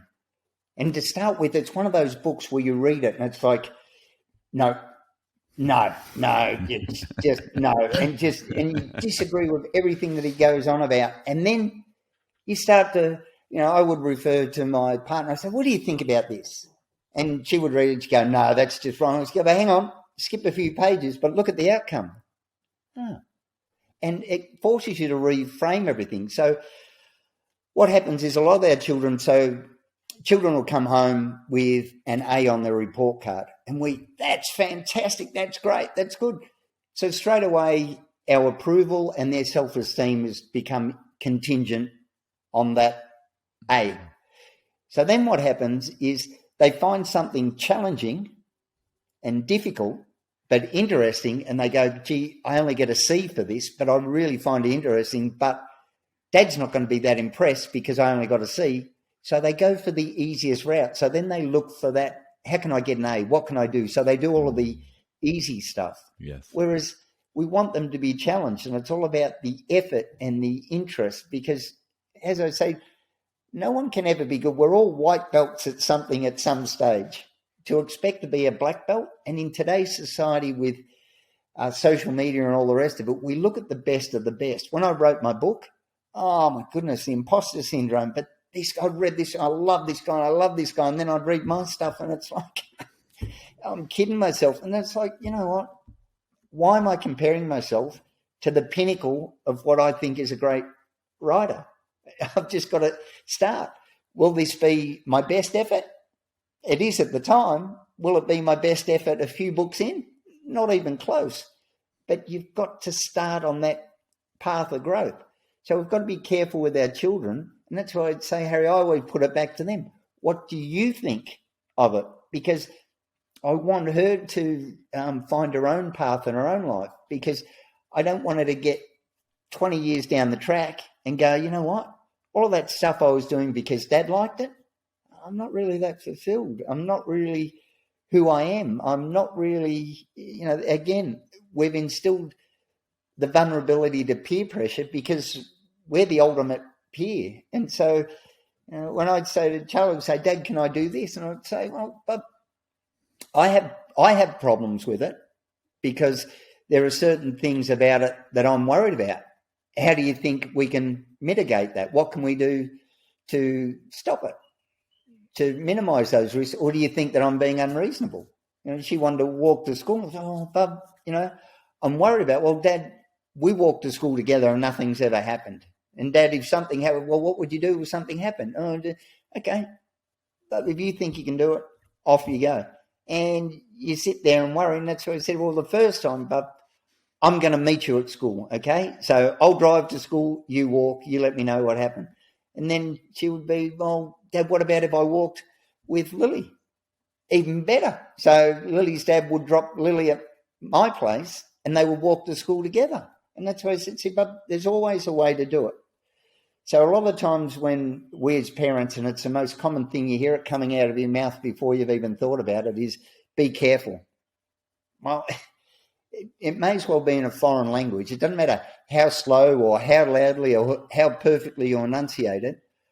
What does be careful mean to a child who doesn't know what the risks are? So rather than be careful, exactly the same with any organisation. Well, there are risks. Well, okay. So what's the plan is what we use. So my daughter wants to climb something and it's terrifying, the stuff that she does. She's fearless. And she'd go, Dad, I'm going to do this. And I'd say to her, all right, Bub, what's the plan? Because it's a performance cue like I use with the athletes. It's okay, switch on. There's something there you need to figure out. You need to think it through. Whereas if I say be careful, it's an alarm. It shuts off the upstairs part of the brain, the cortex, and brings it down into the lizard or the downstairs part of the brain where it's all fear-based, and it actually switches off the problem-solving, rational, logical part of the brain, which is exactly what you don't want. So be careful. It's like, oh, hang on, rather than, okay, Bub, what's the plan? Well, I'll go from that one to that one to that one. Okay, give it a try. And that's why I say, Bub, what's the plan? Everything was, Dad, I'm going to do that. Okay, Bub, what's the plan? We want to do something. Dad, I want to do this on Sunday. What's the plan, Bub? Well, if we go here first, then there we'll have time to do that. Okay. So the same with organisations. Have a plan. Have you ever had a time where you just needed to put your foot down and say, no, we're not doing that? Oh, lots of times, Harry, but I've also made a point of explaining it to her, and we've got to come to that outcome. And as I say, everything's got to be age appropriate and developmentally suitable. So trying to reason with a 2-year-old isn't going to work out that well using logic, but you can sit there and explain. So, we use things like, most of the time with children, it's transitions that are a problem. Doing this is great. When we want to stop doing that and go to something else, it's that transition that causes the problem. So it's up to us to find a way of transitioning. So giving countdowns. Bub, see the hand on the clock? When it gets to there, we have to go. Bub, see it's there? We've only got a minute to go. Bub, see it's there? So it initiates them and warms them up to do it. And then it becomes acceptable. And then it's, Bub, we can do this again, but if every time we come here, because we had a problem getting out of the pool a couple of times, and Bub, if every time we come here, this is the outcome, it's no fun, is it? You want to stay, I want to go, you're upset, we're going to be late, but we've got to learn, because then we can keep coming. And that sinks in and becomes accepting of it. But there are many things where I've had to say no, but a lot of the times we say no on instinct without thinking. And so I'll often say to Charlie, but I'm thinking no at the moment, but you tell me why it should be yes. Yes. And she'll give me all the reasons. Well, they're all good reasons, but let me tell you why I'm thinking no. And then she'll go, oh, yeah, but we can do this and we can do that. So it's that negotiation, because there are only 4 types of parenting. And that's why I say to people, as far as mums and dads go, there's more variance between mums in their parenting styles than what there is between mums and dads. So there's authoritarian, authoritative, permissible, and neglectful. Authoritative is the best one. So guardrails, firm expectations, behavioural, and all the rest of it. So this behaviour is unacceptable.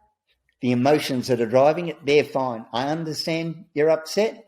I'd be upset too, but you can't behave like this when you're upset, bub, because it's just not acceptable. So you can tell me, co-regulate, bub, I know, I used to hate it too. I can see you're upset, and, that's normal. But we can't go throwing things. We can't be nasty to someone else. We can't do that, because that's not acceptable, is it? No. I get that you're upset. So co-regulate, bring them down, and then show them, you know what I would do instead? But I'd use some words. I'd say, I'm feeling this at the moment, and then we can maybe see if it's fair that we're doing this or not. Because if you don't let me know, I'm just going to do it. That authoritarian one, you're going to do this my way, these are the rules, don't do this, don't do that. It takes away all of the kids' self-autonomy, and what we call the terrible twos. That's a child just desperately trying to get some self-autonomy. And that's what we want as employees, as people, as human beings, is ability to control our own outcomes, our own destiny. And that's why helicopter parenting kills that in people, and that's why micromanagement of employees kills the engagement with their job. And it's the same with team members in professional sports, where it's like, right, you've got to get the ball, you've got to get to him. I'm going to tell you what we want as an outcome. And even in the military, this is our overall outcome that we want. How will this action contribute to that outcome? Is it good? Is it bad? I'll leave that up to you. But this is what our main mission is, so we can change what we've got planned as long as it contributes to the outcome. Look, this is amazing, because I know so many people who are scared of enforcing the rules because their kid's just going to freak out even more. And in my mindset, I've just kind of adjusted to anytime that my daughter's being a terrible two, which apparently her educators at childcare said that she got there at 13 months old, which was fun for us. Any time that she's really saying no and shouting and doing absolute no, in my mind, I'm just thinking, well, she's asking me where the boundary is. She's pleading to hear where the boundary is. Where is it? And sometimes you've got to enforce it, and other times you've just got to say, here's the natural consequence, right? Like I know how upset you are because you're sitting at the table eating dinner instead of playing with your toys, and you can see your toys over there. If I could see toys I really wanted to play with, I probably wouldn't want to sit at the table either. I'm just really worried if you don't eat enough food, then you're going to be hungry later. And there's not going to be any more food, and so you'll be hungry and you won't sleep well, and then it's not going to be a good night. And the first 4 nights in a row that we did that, she, sure enough, went to bed hungry and cried and needed more cuddles and was upset. And then after that, great, she eats. And then she says, finished, and she's done. Yeah. What other examples can you share of that to any parents, dads and mums who are listening, right? It's funny, Harry, there's a behavioralist type of psychology where it's better suited to training puppies than raising healthy, confident, assertive kids. It's like, you do this, you get a treat. So that reward punishment doesn't work. Exactly what you said, that natural consequence, and kids will figure it out themselves. Kids are way smarter than what we believe, and they're also way more sturdy than what we believe. I don't think there's a lot of kids starving to death in first world countries, but this whole, no, you've got to eat, and they don't want to eat. The same with sleep training. It's more about kids, more about us than our kids. You know, they have natural patterns, and it's going to shift and change and all the rest of it. And it's hard and it's inconvenient for us, but so is having kids. So we've got to do it. So with Charlie, it'll be okay, but a lot of the times it's, here are some options. None of them may be good. So it'll be, you know, I've always included Charlie in the decision making, often because I'm pretty easygoing. So, Bub, here are the choices. What do you want for dinner? Here are the choices. So give her input. Again, that encourages that self-autonomy. But if she speaks up a lot of the times, when Charlie realises that her input is valued and it makes a real difference around the house, oh my God, like, you know, this kid is 10 foot tall and all the rest of it, and she wants to tell everyone, oh, Dad thought we should do this, but when I said we do that, you know, he knew it was a better idea. So, you know, we'll give her options for dinner. But what do you want for dinner? Here's the options, this, or this. They're all basically the same option dressed up with different things. But then she'll go, you know, oh, Dad, can we have peas and beans? But they're all green. You see him? Oh, yeah. Okay, so let's go peas, corn. All right. Tomorrow night, I'll choose what's for dinner. Tonight, you get to choose. But here are the choices that you get to make. So, again, it just builds up that thing where she's not going to be controlled or dominated, and she's going to have real input, but she's also going to have to consider what she wants in life. So it's not just put in front of her and she goes through life unthinking. So I think that's what we need to do with the kids. So, you know, Bub, we can do this or we can do that. You choose, and give them that power and let them start to choose. And the same with employees. They love it. Guys, here's the thing. They don't want to be dictated to. Here's what we're thinking. Here's what needs to be done. So again, it can be basically the same choice, or not going to, but let them have that input, have those meetings for the sections and the teams and get together. Guys, if you can think of a better way to do this, please come to me, because I don't know what you're thinking. I don't know what the day-to-day stuff looks like on the floor. But get together, and all of a sudden these guys are like, right, what can we do? How can we be more efficient? Where they're just being dictated to and given checklists, and this is what you're going to do from here to here to here. Sometimes the greatest ideas can come from somebody that you would least think of it. And it's just, you know what, I thought we could do. And Charlie has some great ideas where it's, Dad, you know, I could do this and you could do that. And, you know, okay, yep, let's go with that. And then it makes her keen to look for more things where she can contribute. So what if there aren't multiple choices? So what if you've already cooked pasta for the night and you still want to give them a sense of autonomy, but you've already prepared it either way? Would you say something like, do you want pasta or do you want noodles? Is that what you do, or is that just the wrong message entirely? Yeah, well, I wouldn't do it. We're fairly good with our thing before we start dinner, because Charlie helps with dinner. So there are certain things that she likes that are her favourites, but we alternate some nights for her to be right. I'm going to choose tonight. You can choose tomorrow night. This is what you want. So Charlie's even got to the stage where it'll be like, you know, we'll go out, and because Sundays used to be Charlie's day because I would work Saturday, so I would feel bad. So it would be, Bub, right, what do you want to do on Sunday? And she used to pick where we went, what we ate, even what we wore. So Saturday night we'd usually be watching a movie. This is when it was just her and I before I had my wonderful partner that I got now. And she would have a checklist, and she would have the boxes numbered, because I'd say, Bub, we're not going to get all of that done. So you need to pick your top ones that you need to get done. And so then she'd go, well, this is the one I want to do the most. And so then I'd explain, well, Bub, that one's on the other side of town from number 2. So the order that you would do them in. And so she'd be right. And then it got to the point, Harry, where I'd say, right, and this is our budget for the day. So then she would even look up, so if we wanted to go to Luna Park, it was so much. And then, you know, Bub, you got to look up the rough price of an ice cream. And then it would even be Saturday night, what do you want for dinner? Oh, Dad, I want this, but no dessert. because tomorrow I want to have an ice cream at Luna Park because we can't have that much junk. So it's explaining the reasons and the rationale behind certain things. So Charlie knows her macros, so she knows that we want protein, carbohydrates, vegetables, and it'll be how many vegetables, how many pieces of fruit have you had? And so, she'll even pack, she does all her own lunches for school, and she's been doing it since she was 6.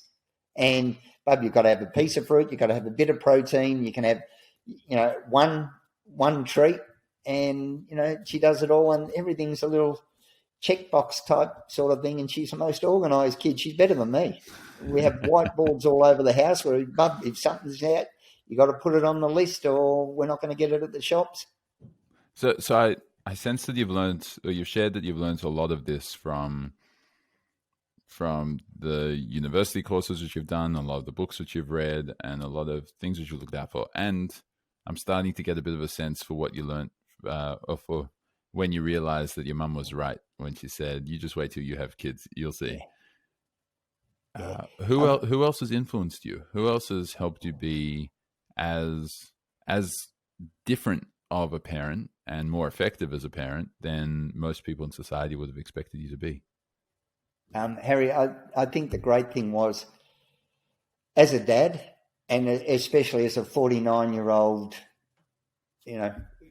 bloke who led the life of excess, there was no weight of expectations or curse of knowledge on me. There was, as I said, I worked as a swim teacher a lot, and I knew what motivated kids in the pool. So to give, if I had a disruptive kid in the pool, if I put him in charge, oh my goodness, suddenly, he was, so I would sit little Timmy on the end of the pool, right? Timmy, while we're here, can you make sure everyone's doing their kicking? And can you know the toes up? Yeah, I know that. Can you make sure? And he'd be, turned into a little admiral. He'd be just, and get back, Mike. They all did this good, except for Sally. Her toes were down, and she wouldn't pick up. Great, Timmy, thanks, appreciated. And the parents would be, so how do you get him to do this? And I'd say because I give him that authority and that little bit of autonomy, whereas, that's what makes him grow. And it's the same with anyone. We all want that. But just being able to do it my own and just figuring out, Charlie's been like my little lab rat, and that's what drove me to developmental psychology, because this is fascinating. I can see the response to the stimulus. I can see what's happening, but I want to know about it. And the funny thing is, after doing the developmental psychology and looking back, now that I know the nuts and bolts, now that I've seen behind the curtain, I wouldn't have changed anything. I don't mean to sound arrogant or conceited, but it wouldn't have changed my parenting in any way, just because now I understand the finer points of how it works. But we've just got to realise the minute and associating my daughter with an adult, going, when parents say, I told them and told them and told them. I say, well, you don't think it's a problem with your messaging and communication? Somehow your child's at fault. You're the grown adult with the developed, fully developed brain, and you're going, right, I've done this and done this and done this and done this a certain way, and it's not working, and I'm going to keep doing it and doing it and doing it until it works. Something's happening. So the minute we raise our voice, again, straight away the upstairs part of the brain shuts down, and straight away they're into that fight or flight, and nothing's, so something goes wrong, bring him in close. Bub, come here. Sit here. Sit on my knee. But do you understand why that can't happen? Why we can't let that keep happening? Now, I understand whether it was an accident, whether it was, a bit of anger, whether it was anything like that, but that can't happen. So I need you to think next time it happens and calm everything down, co-regulate first, connect, and then put it in. But rather than, right, do this. But also don't set your kids, your team, or your organisation, your employees up for failure. Think about the pinch points and the friction beforehand. So if the mornings are always a rush and it's a terrible way to start the day, get stuff done the night before. Streamline stuff. Look at the processes that you've got in place. Figure out why it's a thing. So, my daughter sometimes is slow tying her shoes because she's got to do double knots and all the rest of it, but then she just slips them off. So, Bub, you know how it takes 5 minutes to get your shoes undone and then put them on? When you take them off, what do you think? And this is just my thought. Do you think it might make it quicker in the morning if we did it? Undid them first so that they're ready to go? Because then I'd say to her, watch how the firemen come down the pole and get their stuff on, ready to go, all prepared, because we know exactly what's going to happen tomorrow. How can we make it easier? Your lunch, you can make it in the morning or you can make it the night before you go to bed. So get that routine in, and it's just a lot of that. But you've just got to realise our way isn't always the right way. And when people talk about, oh, this parenting style works best, well, that doesn't take into consideration your child's unique personality, because, every kid is different. And it's like when people say to me, oh, what's the secret of life? Well, it depends. Whose life? Everyone's different and every child's different. And I've seen twins, obviously the same parenting, that are completely different.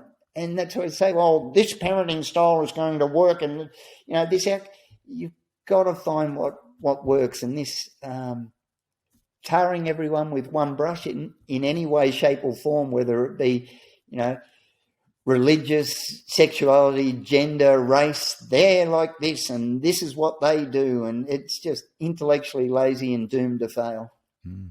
That's the whole notion of equality versus equity, right? Yeah. It's equality is give everyone the exact same bike. What if they're in a wheelchair? What if they're too small for the bike? What if they're too big for the bike?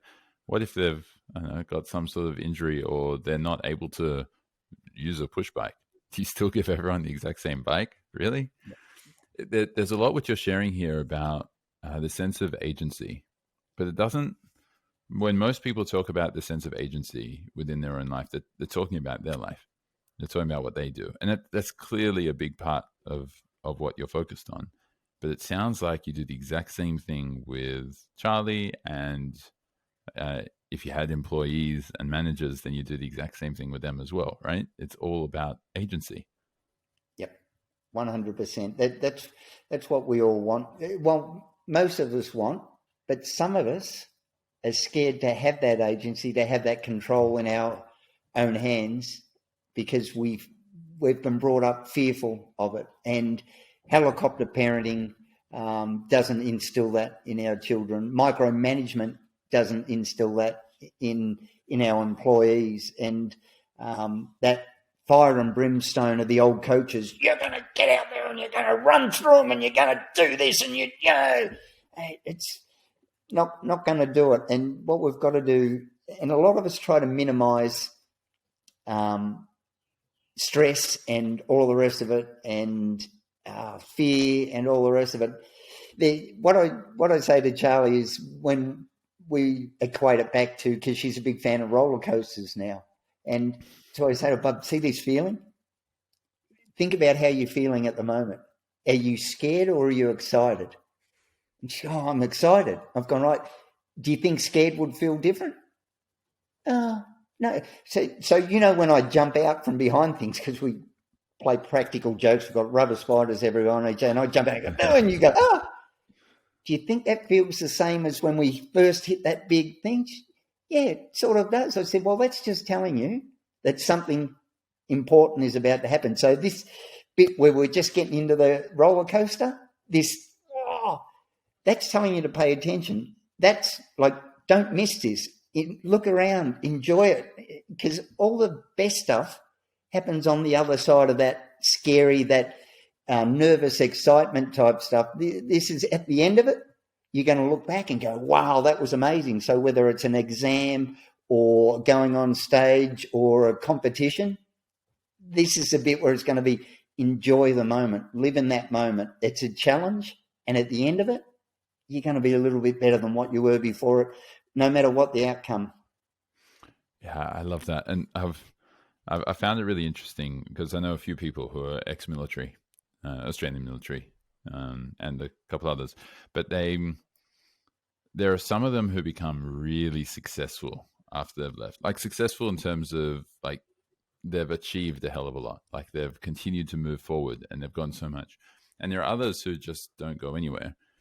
And I suspect this is the difference. The one, like with both of them, with all of them, when they're in the military, they're being told, you better go through, you better do this, like drop down and give me 50, or go into battle, right? It's always being, they're always being told what to do.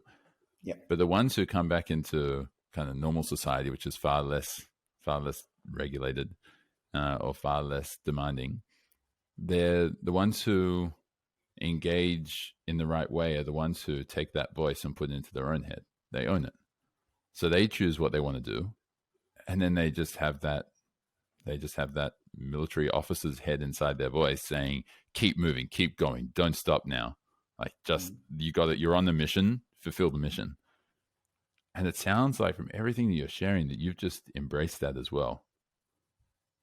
Yeah, Harry, that's what I'd say though. There's that, because I'm not searching for a certain outcome. I'm enjoying where I am right here, right now, and I'm curious about it. And there's stuff, that's what I say to Charlie all the time, but there's certain stuff that just has to happen. That stuff, how you feel about it, you shouldn't be worried about how you feel about it. You've just got to go, you know what, it's just going to happen. I love the analogy of the two cows walking through the paddock and it's raining, and one cow looks at the other and says, Steve, don't you hate this rain? He says, no, not really. And he says, why not? And he said, well, would it stop it? And I say to Charlie, you know, there's some stuff where you go, you know what, I really don't like this.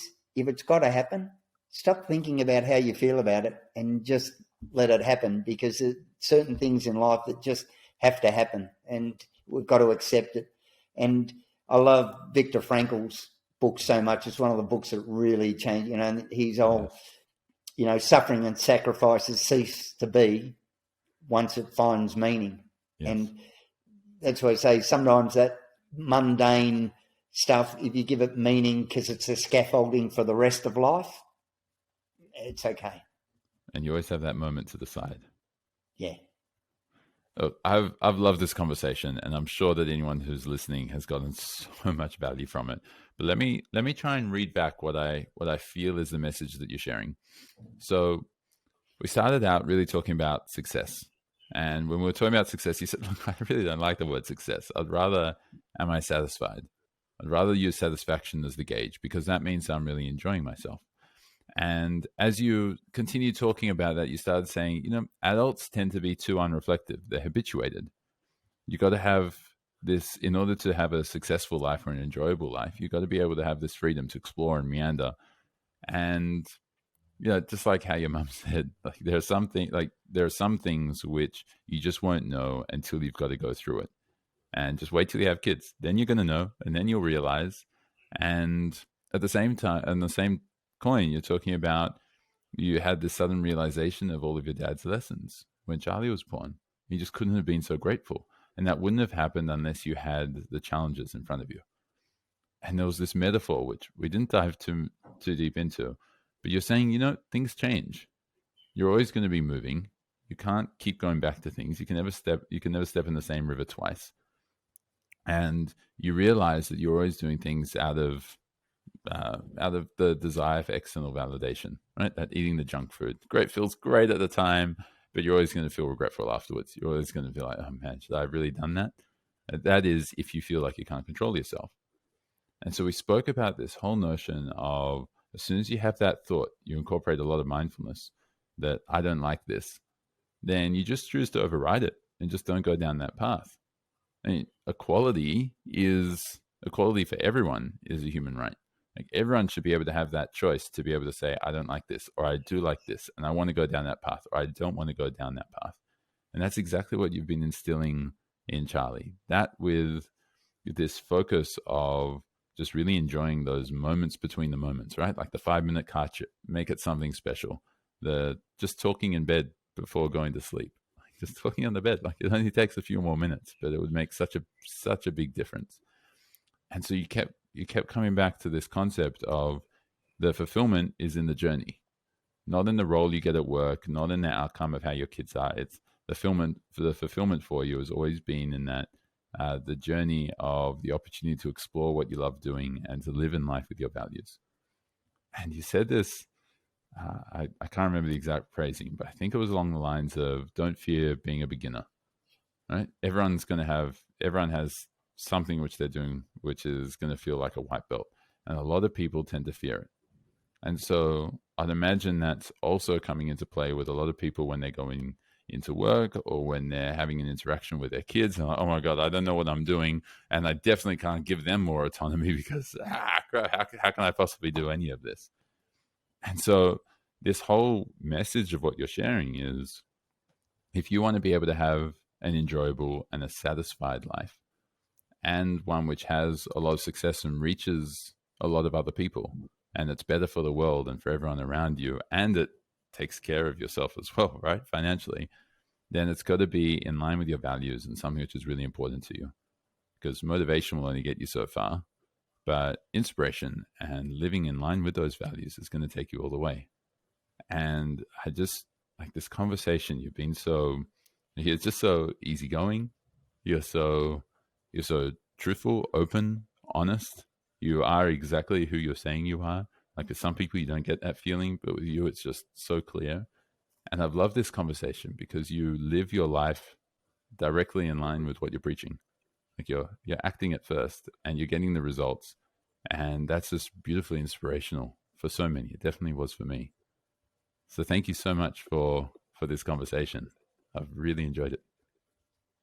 Thanks for the opportunity, Harry. I've really enjoyed it as well. One last thing. Yes. I do a talk that's called Reframing Masculinity and Courage. Okay. And one thing that I'd say to the guys, or I suggest, I've gone, right, you get paid a certain amount per hour, per year to behave a certain way, to align yourself with the company culture, and to dress a certain way. Some of us have to wear uniforms for so many hours each week, each year. How much would you want to do that for 24 hours for 1 year? And what about for 5 years? How much would you want to wear that uniform, to speak and behave in a certain way, to make sure you're aligned with the company's vision, mission, and culture for a whole year, so that you're on call, all the rest of it, to dress, sound, behave, and look a certain way for 1 year? Well, what about 5, even 10? How much would it take? And then I asked them, well, then why are you doing it for free? Why are you dressing, acting, behaving in a certain way because of what society expects from you for free? Find out who you are and just go, you know what? What would it matter if I don't look or seem as they expect me to be? What difference would it make? What harm would it do? Who would it hurt? Would it be their expectations or your life that would be enhanced and improved? Because I know which I'd rather choose. Yes. Powerful. And that's something which I'm really going to need to reflect on a lot. But I really admire you sharing it as well, because the reason you've inspired so many is because you just share your journey. And a lot of people are scared to share their journey because they're worried about what people are going to think of them. And you ended up having Charlie at just the right time, after just enough life experience to be able to finally take on all of those lessons. I'd love to finish off with something that's just really fun and enjoyable. Do you have a really funny story, especially like any time in your life? But I'd imagine there's got to be something with Charlie or as a result of Charlie that's just always a really enjoyable story to share and to hear. Oh, I'm the biggest sook in the world, Harry. Like, I've become emotionally incontinent since this kid showed up. The first 49 years of my life was blokes don't try. I've been stabbed and shot and hit with bottles, and it was all, standing at the bar with a tea towel on my head with blood stream, drinking afterwards because I didn't want to admit that it hurt, and all of those stupid things. And then, my daughter came out one day with tomato sauce on hand, going, Dad. I nearly fainted. I've got you. And we've got this thing, but We've been challenged a lot going into parents' rooms to change Charlie. And there was one day where I walked in and the mums looked at me and I thought, I can't be bothered. And it wasn't until I walked in to use the toilet that I realised that Charlie wasn't with me. I'd gone to the shops on my own. And I had to come out. And, so I thought I'm not a weirdo, I promise. And so, we sometimes we jump to conclusions even despite ourselves, Harry. I'm thinking I'm being judged here for being a dad, and I wasn't even with my daughter. Wow, that was very enjoyable to hear. On that note, thank you so much for your time, and thank you for your involvement in this project and for sharing your message. You're welcome again, Harry. Thanks so much. And I hope you enjoyed this episode of Success with Purpose, and I also hope that you feel capable to apply some of the perspectives and learnings from this episode in your own life. If you enjoyed this conversation, be sure to like and subscribe below. And until next time, live with purpose.